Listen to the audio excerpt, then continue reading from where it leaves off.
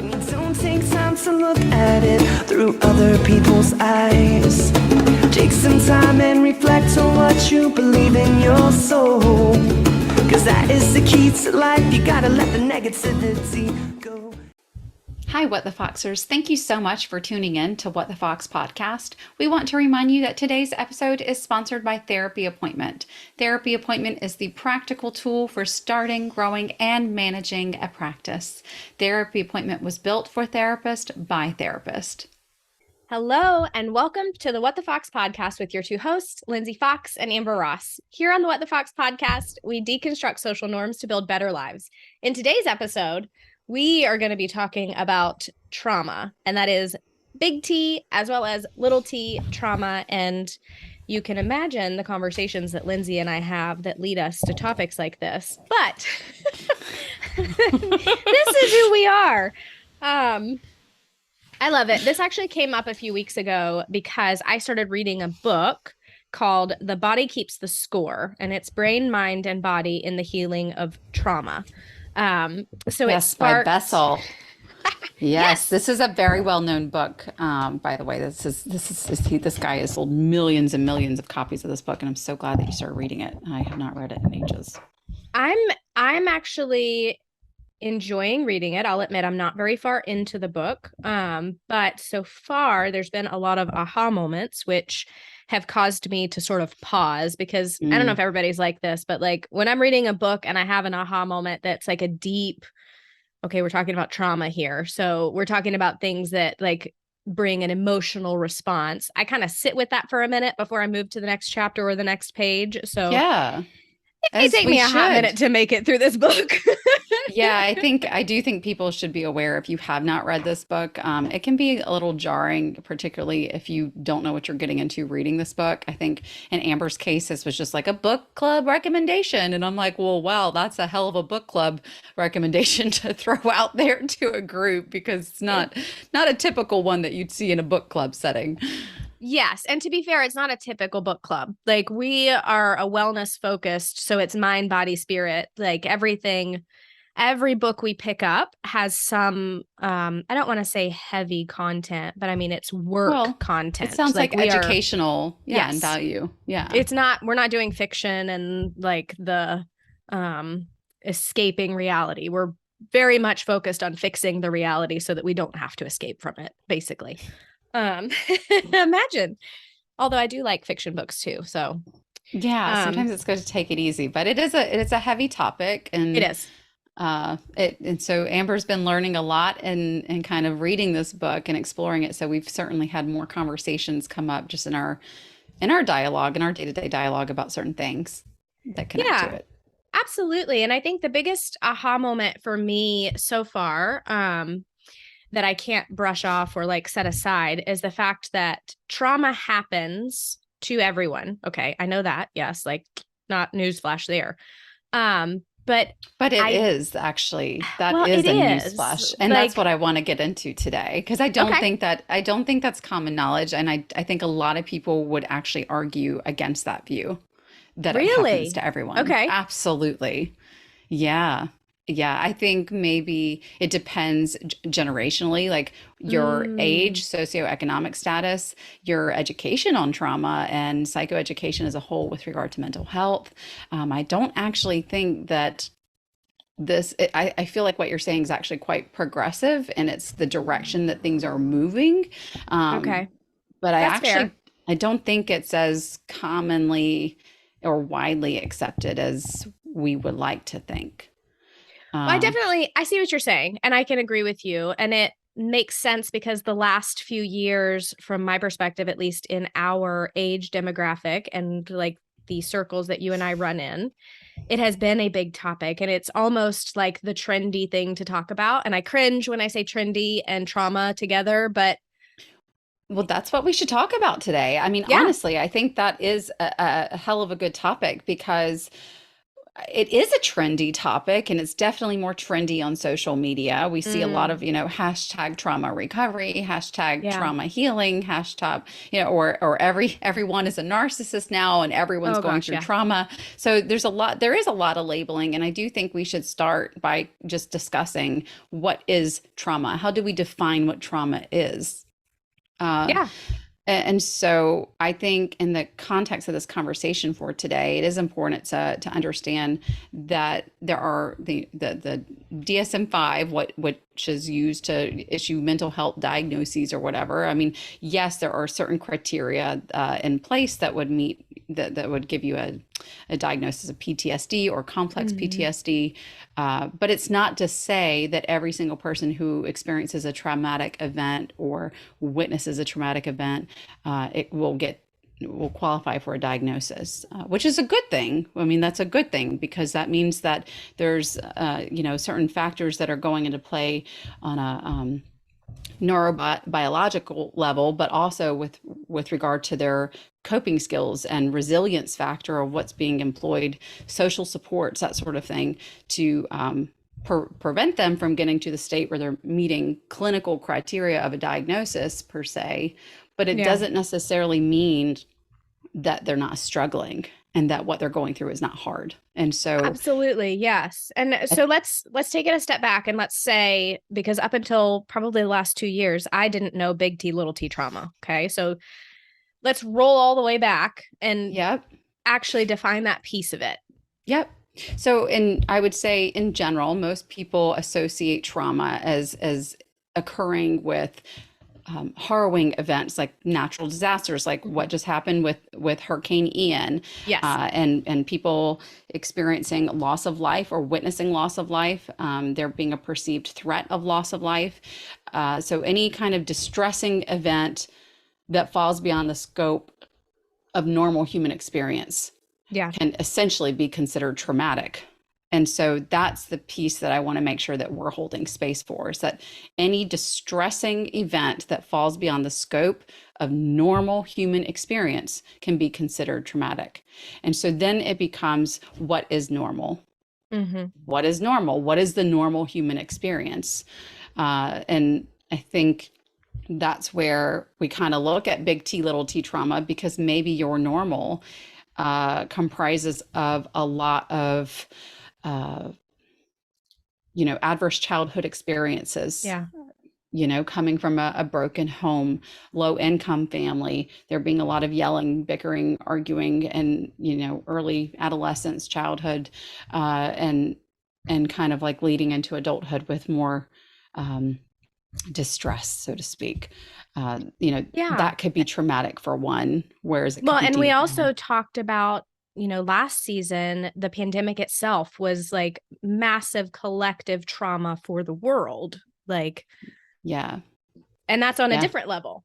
Yep, absolutely. And so pandemic was a collective trauma on a lot of people, just because it shook up every sense of normal that we knew, and it certainly did not discriminate. It did not matter how much money you had or where you Yeah. lived and what your status was about.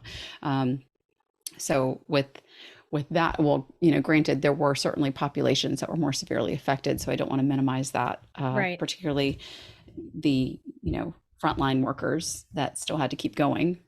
Uh, but with that, I wanted to just kind of say that the little t trauma, it really requires us to look at how it affects the individual rather than focusing on the event itself. Yeah. And the reason why I'm bringing that up is because little t trauma could be your pet dying. Little Yes. t Yeah. trauma could be, something that went on between your parents whenever you were a young kid, where maybe it did not actually, include, physical, domestic violence or sexual abuse, but perhaps there was negligence or just an absent parent that was here and there, but it wasn't anything quote unquote extreme Hmm. to where you're going to fall into, receiving a PTSD diagnosis, but it's a little t trauma. That's kind of That where that, still impacts your everyday life and how you approach situations and how you internalize interactions. And yeah, I think that's the piece for me that's been such an aha moment, because as I'm reading this and as I learn about the different ways that people respond to trauma, and how that sort of spirals out into your future. So going back to butterfly effect that we were talking about previously, right? Yeah. Um, it's when you can step back and look at the interaction or look at what happened.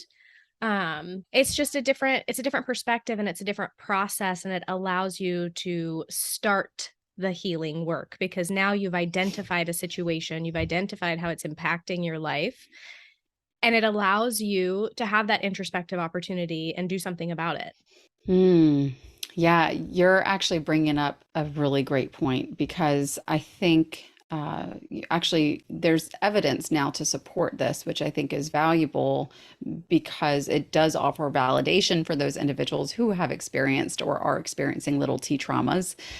It's that at times it can actually cause more emotional harm than the exposure to a big T trauma. Mm-hmm. That is, and again, just in case I can't remember if I even outlined this at the beginning, but big T trauma being that it's a life-threatening event or actual serious bodily injury and harm took place on the person. But there is now evidence suggesting that little T traumas could cause more emotional harm than the exposure to a single big T trauma Mm-hmm. because empathy and acceptance around the little t traumas can be harder to garner from others because they are so minimized, or there's a lot of common misconceptions that those little t traumas are less significant Mm-hmm. than the life-threatening emergencies or whatever that took place with the single big T Yeah. trauma. Well, even if you just think about something simple, you witness a traumatic event, like immediately I think about um September 11th, right? Like I remember exactly where I was. I remember what was going Hmm. on. I remember so much about that day. Yeah. But it never occurred to me, and likely many people, to seek out therapy for what I personally experienced in that, because I was not close to a plane. I did not have a friend on a plane. I didn't have a personal connection that was quote unquote big enough for me to need Mm. to go to Yeah. therapy or, work on healing that. It was just something I witnessed. It did have a profound impact on me, but one that I didn't recognize Yeah. until much later in life. Whereas folks who were closer to that, I'm sure, were more likely to seek out therapy, more likely to seek out healing paths, more likely to work through that trauma, Hmm. not only because it's more acceptable, but it's thought of. Like it's not the acceptable part, but it's like, oh yes, I should do this thing. It's important to do this thing because this was visibly traumatic, like visible to the world, visible to Yeah. me. Yep. So I need to take care of this. Whereas me as a child, I was just like, devastated. Obviously, like all of the emotions going through that and very Right. confused. But I never wanted to get on a plane because I was convinced subconsciously that if I got on a plane, something bad was going to happen to me. Right. Right. And for years, I couldn't connect the dots there Wow. because it didn't like it never occurred to me until probably 5 years ago. I was driving down the street because that's when I do my best thinking. And I was like, huh. I was like, that makes perfect Wow. sense. Like, I was a child when this happened and none of it made sense. So, of course, Hmm. I didn't want to get on a plane. That's fascinating. And I thank you so much for sharing that just about, your conceptualization of 9/11 and how it affected you. I mean, that's a pretty profound insight for you to have several years later, driving in your car Many and years having later. this and having this aha moment because it is fascinating because I think that's just it is that with little t traumas, we are minimizing the Hmm. impact of these incidents. And as a result, it ends up creating, and I'm not saying this specific to what you just shared, I'm saying that in general, because little t traumas are minimized in terms of the effect on a person, it in turn creates adverse coping behaviors Hmm. for one to experience. And by that, I mean that looks like bottling up your emotions or turning to substance use, just doing whatever you need to do to stay low key, to manage your symptoms without support, because that level of empathy is not being offered by the people in your immediate surroundings. So you're kind of being told, hey, suck it up. And that's kind Yeah. of that's kind of our culture as a whole. And so when we fail to address the emotional suffering of any traumatic event, and it doesn't have to necessarily be a specific event, but even complex trauma, the complexities of numerous things happening just time and time again, that could be a bunch of little t traumas. Yeah. When we're failing to address that suffering, it can ultimately lead to a lot of long-term damage. So Yeah, absolutely. And I think most of the time, it does not manifest itself, right? And if you're not on a healing journey, one of the themes we keep coming back to this year already is working on your highest self, working to get to your highest self. And I think if yeah, we are continuously sweeping it under the rug and not really taking the time to analyze, understand, and decompartmentalize, if will allow me to use that, right? Because like you and I are kind of the queens at just like boxing it up and setting it aside and like I can handle that in a minute. Like yeah, I mean, I would say particularly, I'm very good at compartmentalizing, yes. but I come back to it. Yes, And I you think do that a is great the, job of that. I was Yes. gonna say, I don't sweep things under the rug, but I do put things on a shelf in the appropriate order and say, okay, where's the priority in this? How do I Yes. mitigate what's happening, and where do I start? Yes. But I want to be very clear in saying that this is not a skill that I acquired overnight. This is something that I has acquired just through going through a lot of my own big T and little t traumas in life. And it has been the result of working through a lot of my own personal healing. It's been the result of, deciding to become a therapist, going to grad school, learning a lot of information and research that went into things to help me like label things, make sense of things. Mm-hmm. I would say, and then just my coping skills around things, learning appropriate ways to cope, to sort through those things. So I do want to be clear in saying some of that stuff doesn't necessarily just fall into a natural space. I think it does come with a lot of Hard work. work and Yeah, focus. Yes, yeah. absolutely. But to that end, whenever I mention the little t traumas and how oftentimes people will just kind of like bottle up their emotions, I want to emphasize where we see this a lot, because frankly, as a therapist, I think it is crucially important to hold space and to say out loud, we are very susceptible to being exposed to high levels of vicarious trauma because we are carrying and hearing and absorbing Mm-hmm. all kinds of details and ins and outs of one's big T's and little T's on a regular basis in the workplace. And especially when you work from home, there's no separation. You've got to figure out how to separate that. And likewise with police officers, first responders, your doctors, Yeah. your nurses.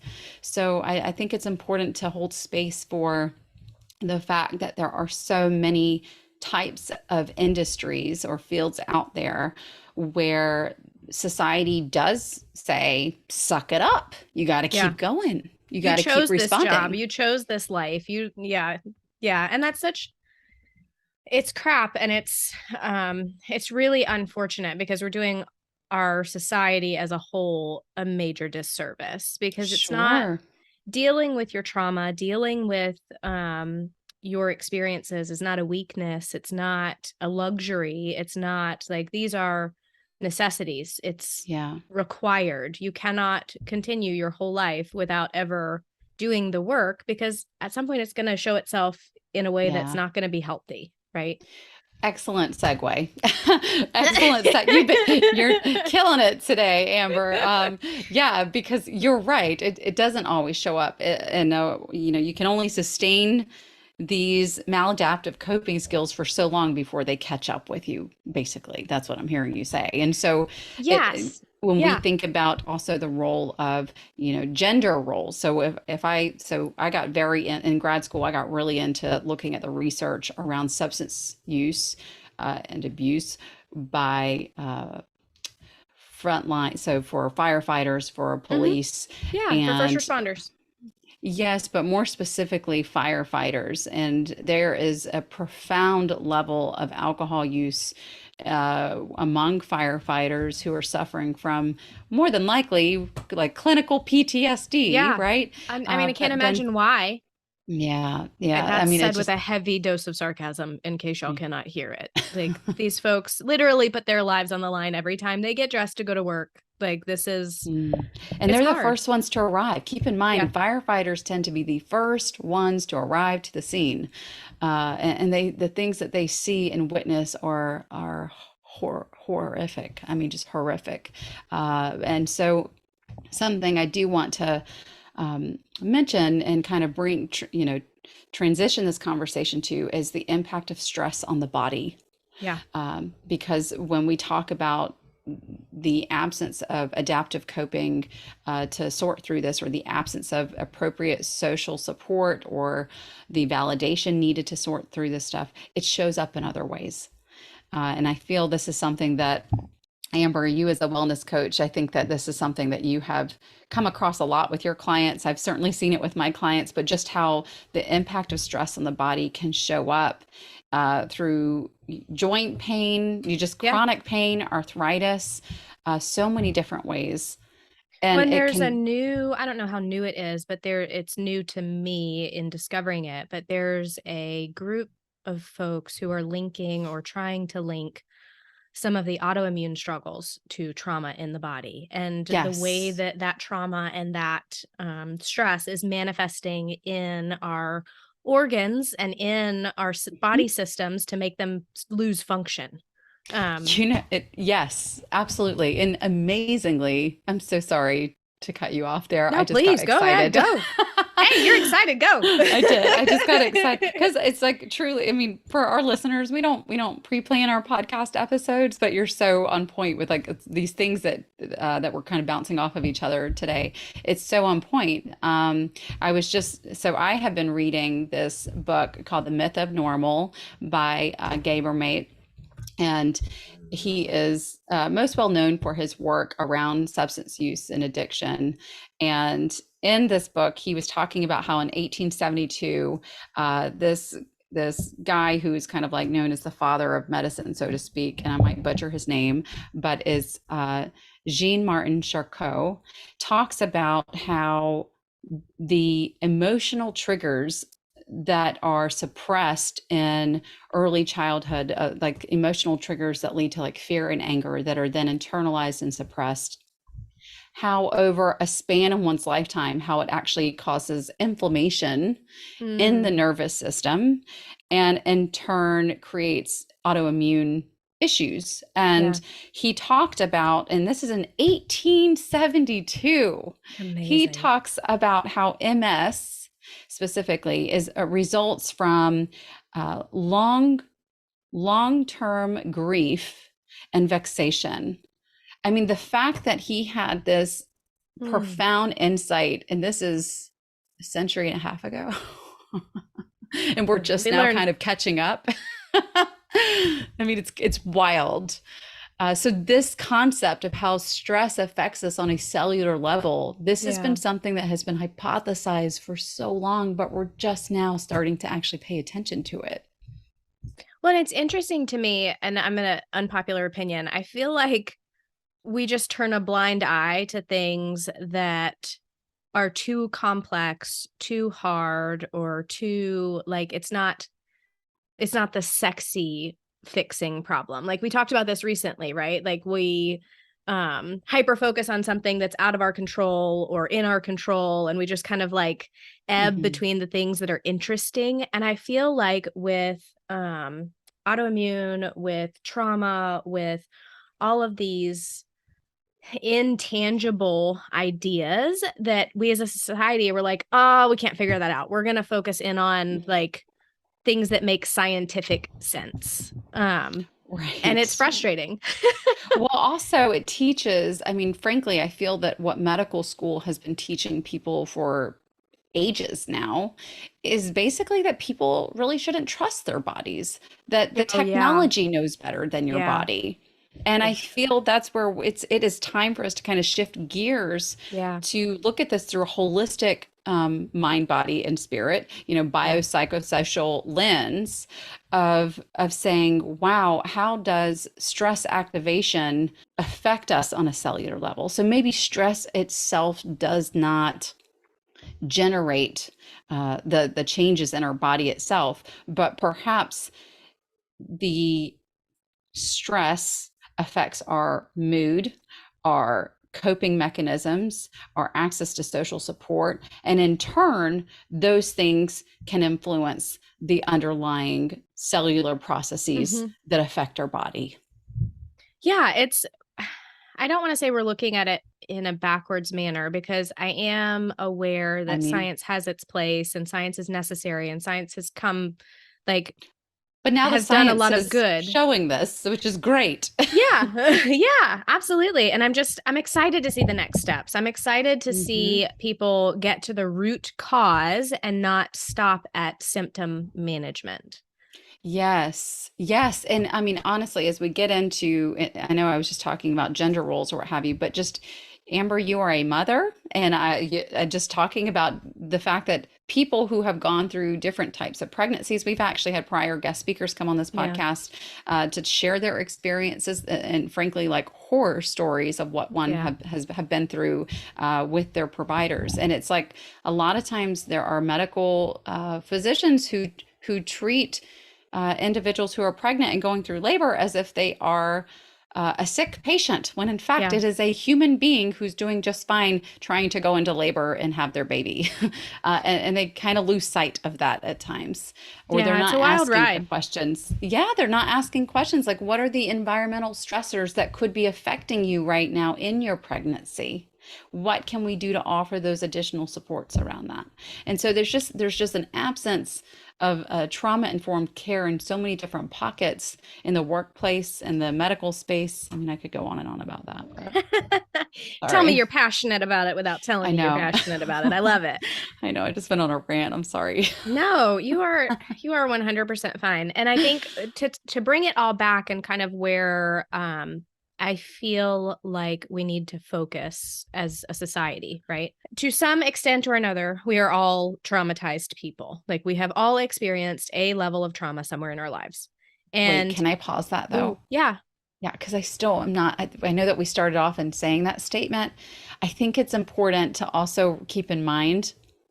I'm all right. So whenever I hear you say this, I also think about how like maybe the 19-year-old in their first college class is like, oh my God, that test traumatized me. Right. Okay, And so yes, there's yes. there's this lot there's like this casual going back to like this trendy fad way of Yeah. approaching trauma. I do think it's important to kind of say that I feel as a society we are misconstruing feelings of dysregulation Mhm. and then labeling them as trauma. Okay, so say more about that. So tell me, Well, when you say feelings of dysregulation and we're marketing it mhm, as trauma, are yeah. you think tell me more. I want to hear more. Sure.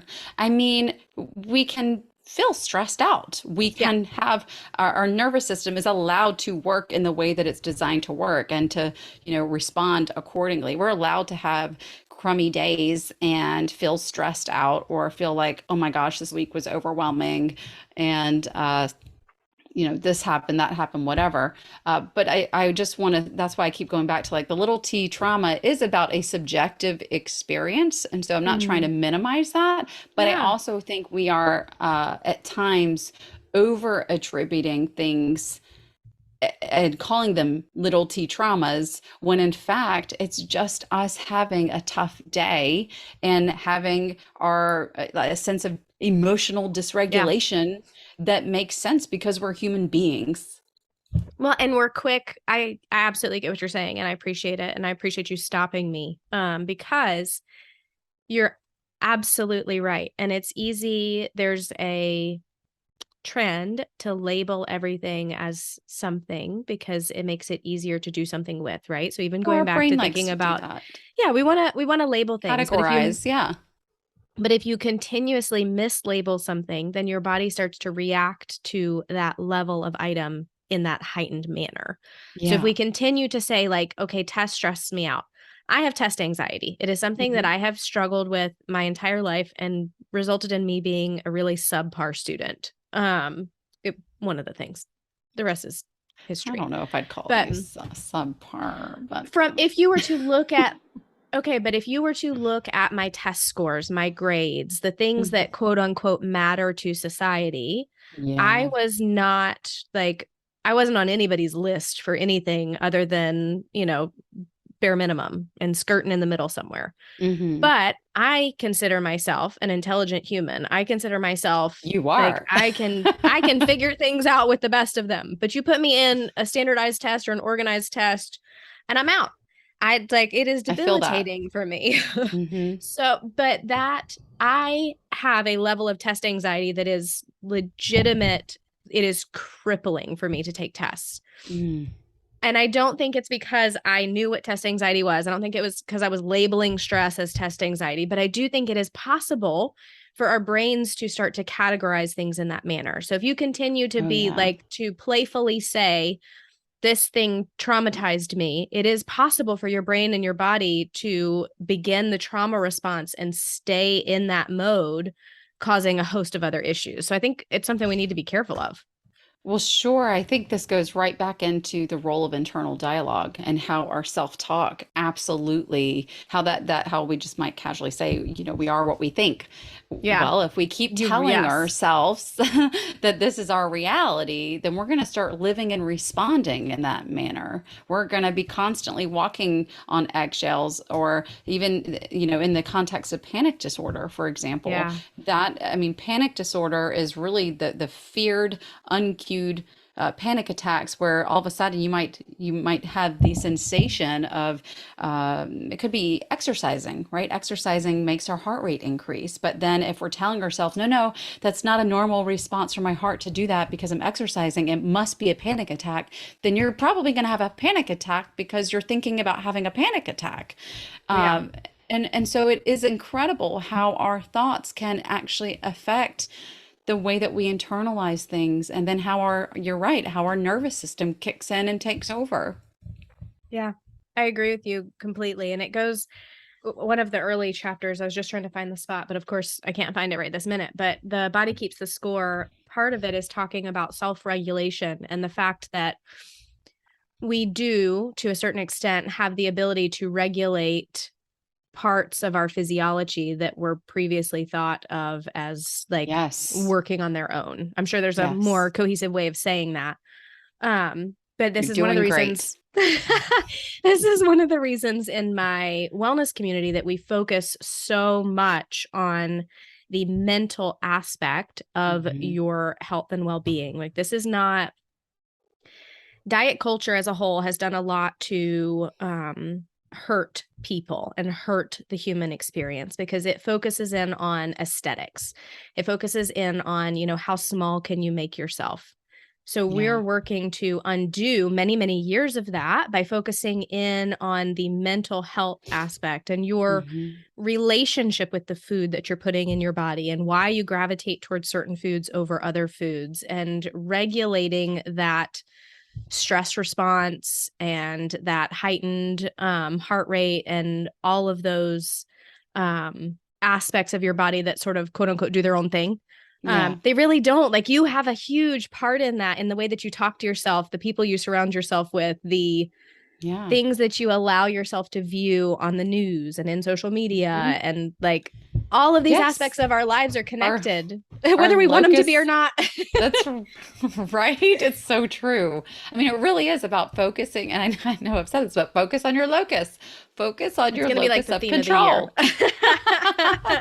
It's so true though. I mean, when you kind of take a step back and zoom out and say, "Wow, I do have a sense of agency. I Mm-hmm. can zoom out." And I'm not here to say this as if it's like easy as one, two, three, snap your fingers and you're good to go. That's not at all the case. And I certainly in no way want to minimize the hardships that are really affected individuals that are navigating big T or little T traumas. It is a big deal, and it does sabotage moments of just your quality of life. I mean, it can take away a lot of your inner peace. And I think through that healing journey, whether it be through seeking professional help, or joining, seeing a coach, joining a group community or a community support of some kind, you can Yeah. begin to start that healing journey and see, identifying your triggers and how to uh, you know well, in general, just learning to identify your triggers is a whole thing in of itself. But once you figured out what your triggers are, then learning how to respond to those triggers in a way that are more adaptive in nature so that you can get that quality of life back and have sustaining long-term outcomes.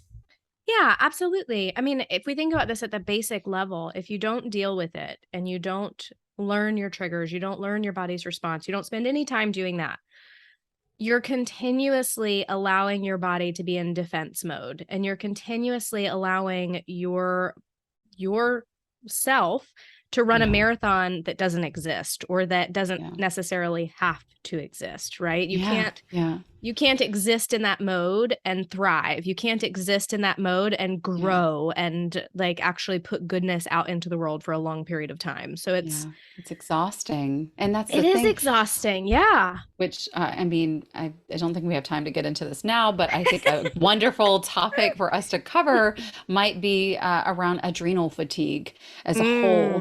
Because Yes. my gosh, I mean, that's the other thing is that, and I think this is frankly what our first responders, therapists alike, and this is why, frankly, people are leaving our field at alarming rates. Same with nursing. I mean, it's just that adrenal fatigue when you just keep going, going, going, going, going, and we're not getting a break, and you're not, pressing the stop.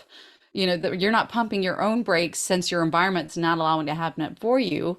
I Yeah. mean, eventually you're going to get burnt out. And that adrenal fatigue is so real, where we have to learn how to listen to our body and to notice those signs so that we can, and frankly, this is where nutrition is so valuable. Ooh, yes. Listen. Your B Yeah. vitamins, your magnesium, eating consistent meals. This is why I have Amber send me reminders. Like, Hey, sometimes we all need a reminder to take care of ourselves. I think, especially in fields like this. And, we're talking a lot about our first responders, and that necessarily wasn't intentional here. We just ended up there. no, But yeah, as a whole, these people are naturally inclined to take care of other people. They are yeah, not naturally inclined to take care of themselves. So we've talked a bit already this season about the idea of community and the idea that we're not meant to be by ourselves. We're not meant to be alone. that's right. Check in on your people, right? Mhm. Especially if you've got people who are first responders, people who are, nurses, people who are in that constant state of heightened awareness and heightened, like, this is life or death. I have to take care of this person. Just Yeah, check in on them because it does go a long way. And I think that we marginalize that a little bit, sending that message to just say, hey, I'm thinking of you. yeah. Or, in our case, mine and Lindsay, hey, Lindsay, have you eaten today? Like that's my, hey, you're on my mind and I'm thinking of you. And I'd like to make sure that you're caring for yourself. Because you do such a Hmm. great job of caring for other people.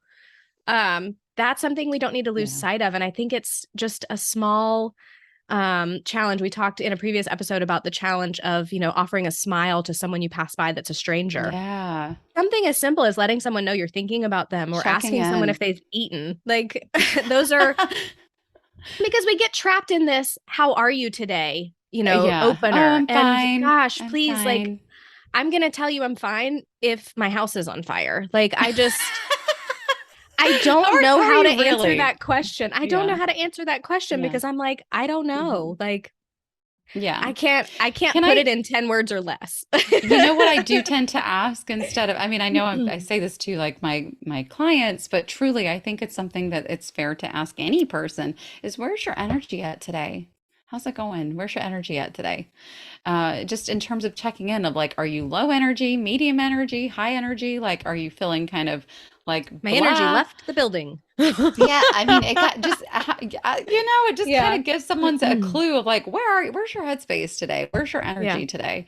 And Amber, I am so grateful for you and your check-ins because that's just it. Sometimes I get on a roll and I might be doing session after session after session, and then sure enough, it's 2 o'clock and I still haven't had breakfast, and I'm like, oh wow, no wonder I'm feeling a little tired. My glucose needs Yeah. to get pumped up with some real food.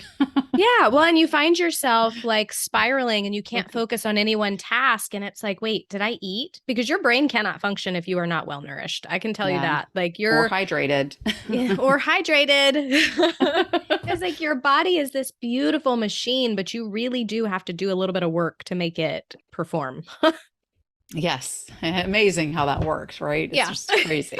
I think we took a little foxhole detour here, but I really enjoyed this conversation. And it's hard to say I enjoyed a conversation on trauma, but I am grateful that it is becoming more normalized to talk about it. And it's becoming something that we offer support to one another. And we're creating a space that people can get help and people feel empowered to get help. So I do hope that that aspect of it continues. Yeah. Yeah.